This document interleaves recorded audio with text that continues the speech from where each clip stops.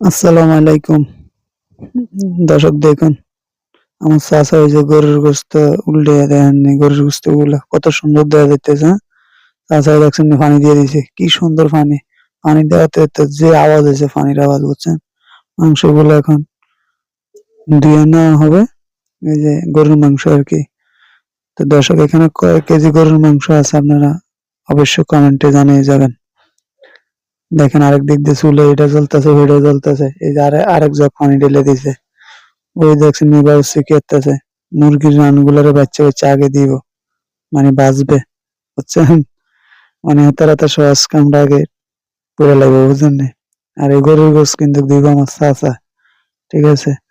এই দেখছেন নি গরুর গোস গুলা কত সুন্দর দেওয়া যাইতেছে।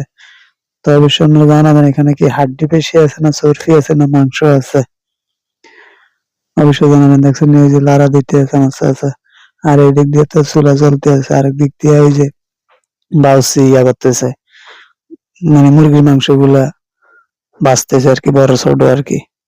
ওই দেখেন চাচা গরুর গোশত